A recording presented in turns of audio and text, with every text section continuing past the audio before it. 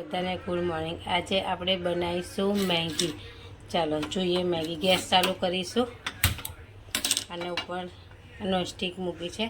તેલ બટર ઘી કોઈ બી વસ્તુ હોય એ તમારે અંદર એ કરવાનું। હું તેલ છે આટલું તેલ નાખીશ। 2 ચમચ જેટલું તેલ છે, સિંગ તેલ છે મારા માટે। થઈ ગયું છે, એમાં નાખીશું કાંદા।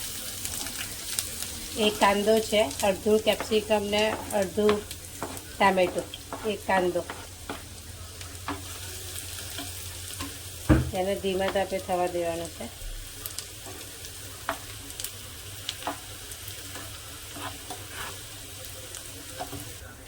જો આ રીતે કાંદો આવી રીતે થઈ જાય એટલે એમાં નાખવાનું કેપ્સિકમ।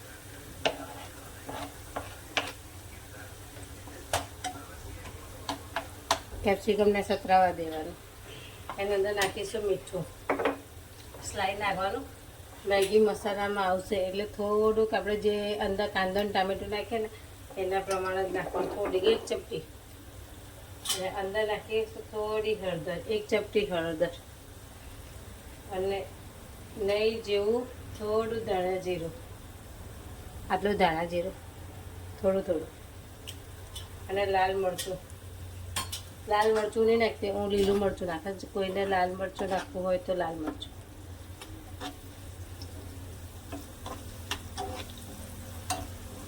જો કાંદો કેપ્સિકમ થઈ ગયું છે, અંદર મીઠું નાખ્યું હતું, હળદર નાખી હતી, આ એક લીલું મરચું અને આ છે ટામેટું, હળદર અને લીલું મરચું નાખ્યું।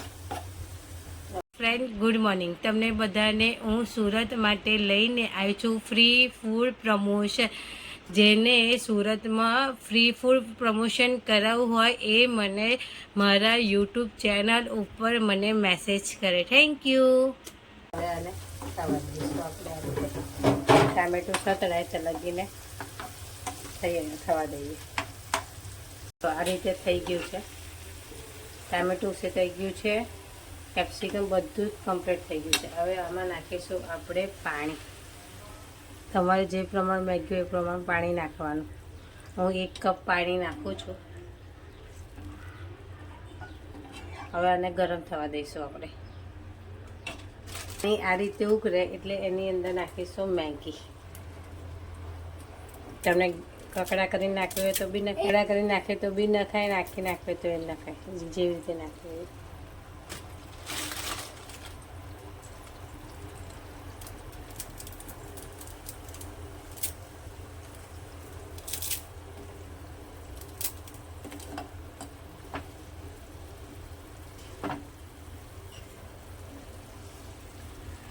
થોડું પાછું પાણી દઈ દઈશું। મેગી વધારે છે,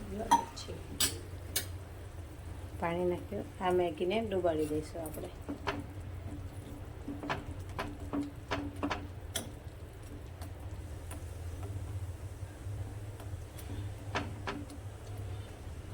वन एंड हाफ ग्लास में पानी नाख्યું।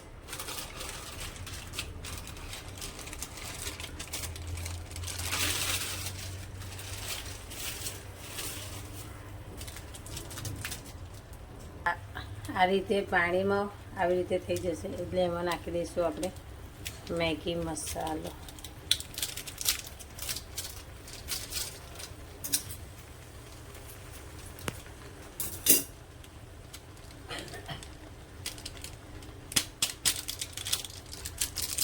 બે મેગી બને તે 2 મેગી મસાલા નાખી દીધા છે। હવે આને હલાવી દઈશું, આ રીતે મિક્સ કરી દઈશું બધું।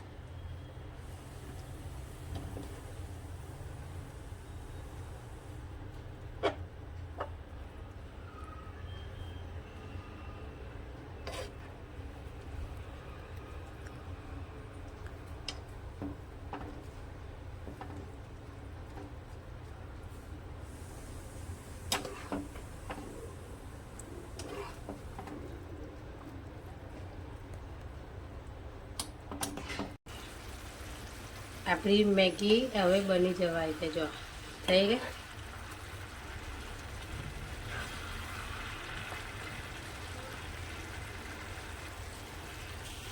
જો આ મેગી રેડી છે, આની ઉપર ચીઝ નાખવો તો બી નખાય, મેયોનીઝ નખાય, તમને જે ભાવતું હોય એ સબ ડલના બધું જ નાખી દેવાય.